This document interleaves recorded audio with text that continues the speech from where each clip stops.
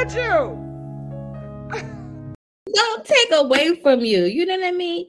Your value is not your vagina, right? They're not synonymous with each other. But if you think that's what it is, and you think that he's coming back to you just because, oh, I'm this and I'm that, well, let me be the first to tell you. You know what I mean? He coming back to you because you allowing him to come back to you. Nothing more, nothing less, right? That's what a D do. It's gonna go from place to place to place to place, getting what it want, because if he got two heads. He ain't thinking with this one. He thinking with the little one, and he taking it around the town for anybody that to get on it. You know what I mean? It's not. She just was not trying to hear. I didn't even want to talk to her like that. But see, then tchau. But honestly, it was a good ass read, by the way. But I don't think that it was. I could tell that it wasn't intended to be malicious. You were just really trying to her in a way that she could understand it, because she wasn't, like we talked about before we got on, like people that are angry, they want somebody else to be angry with them, because now I can't look crazy by myself.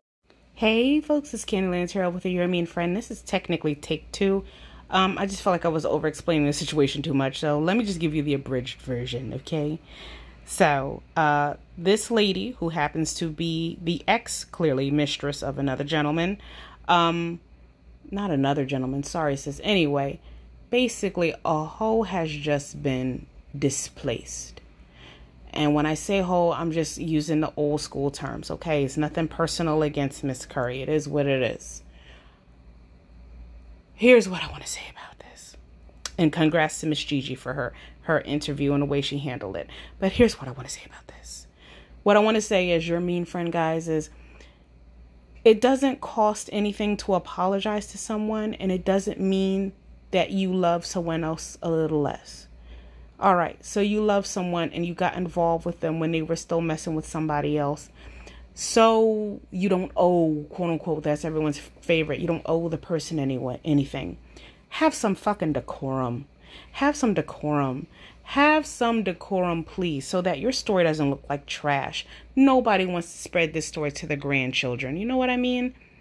If you find yourself in this situation, if you're lucky, if you're lucky enough to walk away without everybody hurling disgusting names and foolishness at you, handle it with a decorum. Hold your head up high and say, you know what, I was in love, or he was promising me all types of money, and this is why I went down this road.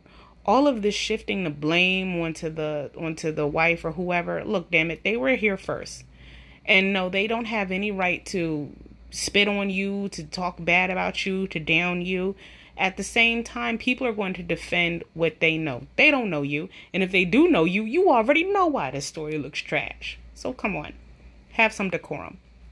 I know a lot of the women who do find themselves, and men too, but a lot of the women who find themselves in these situations, they're really in their mind that, you know, this is a soulmate, the connection is this, the reasoning is that, the soul tie is this and that, stars were aligned. Or, you know, for the ones who are like, I'm just getting paid, I'm just a geisha or whatever. Let me tell you something, the women have hard lives. Geishas do not have a damn good time, okay? So then you should be expecting one either. You need to be on your job, on your work, understanding that all good things come to an end. In this Curry Martell Holt situation, she found out that, you know, I don't think she's in love with that man, really. I think she thought she was playing more of the geisha role.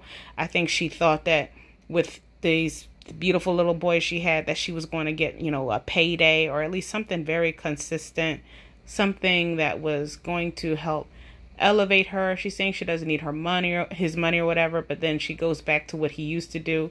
Turns out he was probably only doing all of that because his cash cow, the access he had to it, his ex-wife, who he now speaks about so reminiscently and, you know, with tears in his eyes and so sad, you know, she was the one holding that down. And a lot of y'all, I mean, I'm keeping it real, a lot of y'all, you know, that nigga only got the newest things and the newest technologies because somebody else is making it work.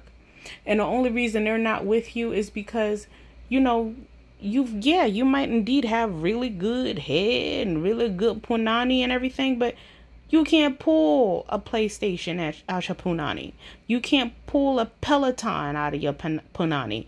And even if you could, instead of seeing that as, oh, she's a high stepper, I'm going to, turn to her now. He's like, oh, yeah, now I got somebody real desperate. I got a side chick and an ATM.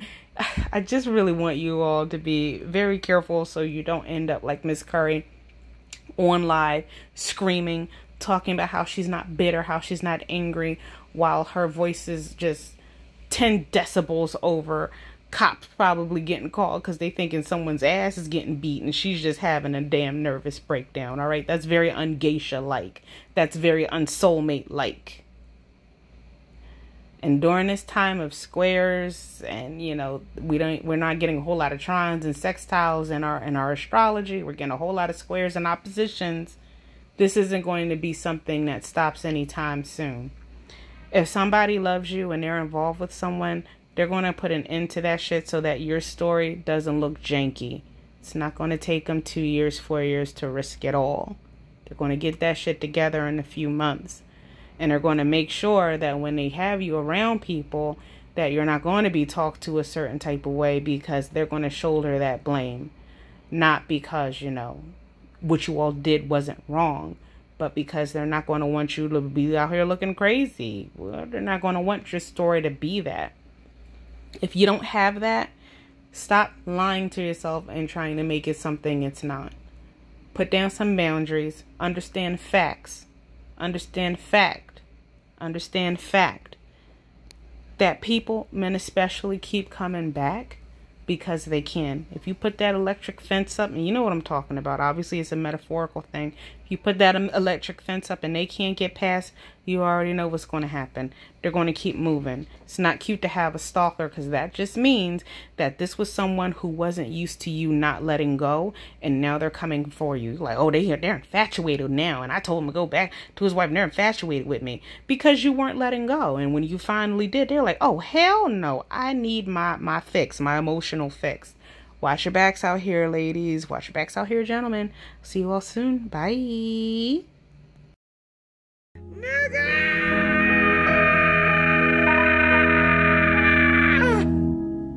How could you? How could you?